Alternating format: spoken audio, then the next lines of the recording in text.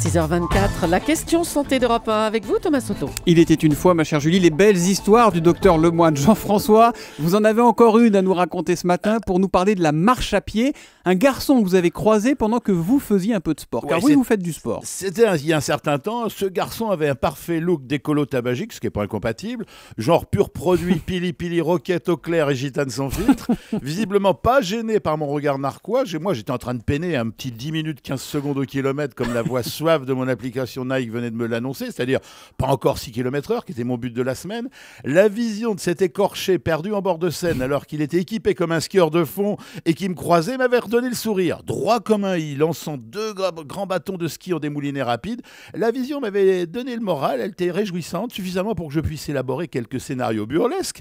Puis je l'avais oublié, concentré sur ma souffrance. Ouais, alors notre ami, il avait un look improbable, sauf qu'il vous a laissé sur place, monsieur Pili-Pili. Eh ben, ça a commencé par un bruit ressemble à celui d'un vélo mal réglé, puis un souffle rauque, et je vous jure que c'est vrai, comme il me redoublait une sorte de vent arrière lorsqu'il est arrivé 10 minutes plus tard. Juste le temps de le reconnaître, il avait pris une 50aine de mètres, je m'étais promis de ne pas courir, car c'était trop traumatisant pour mes articulations, encore sensibles à mon surpoids. Je voulais en avoir le cœur net, mais très vite mon compteur a dépassé les 10 km/h, sans que je regagne le moindre mètre. Mes poumons criaient grâce avant mon corps. Et voilà comment Jean-François Lemoine, notre docteur, a fait connaissance avec la marche nordique, puisque c'est ça qui faisait ce garçon.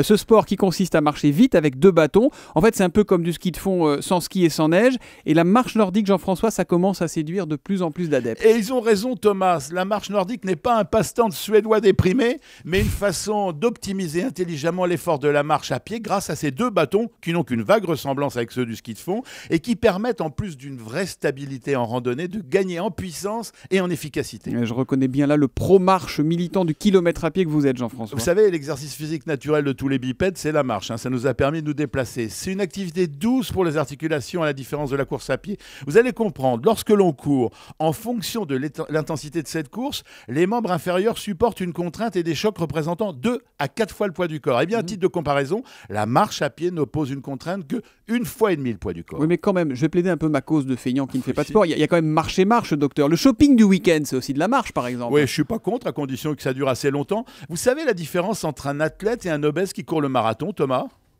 Comment ? La différence entre un obèse et un athlète qui court le marathon. Environ 130 kilos, non ? Non, la différence, c'est que l'athlète va arriver plus vite. Parce qu'au total, pour la même distance, c'est l'obèse qui aura dépensé le plus de calories.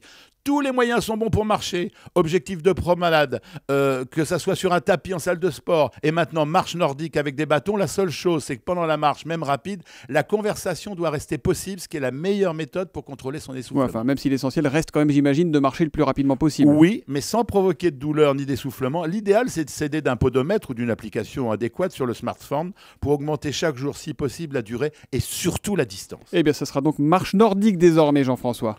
Oui, parce qu'on se moque des marcheurs qui n'ont pas fait tant d'émules que ça, mais ça commence. C'est dommage parce que dans notre pays, la peur du ridicule l'emporte souvent sur le pragmatisme. Parce que vous m'avez jamais vu aller à la piscine le dimanche matin, parce que moi, j'ai pas peur du ridicule. Merci beaucoup, docteur Lemoine. On vous retrouvera évidemment lundi sur Europe 1. Europe 1, il est 6h28. Dans 2 minutes, le journal de Maxime Switek.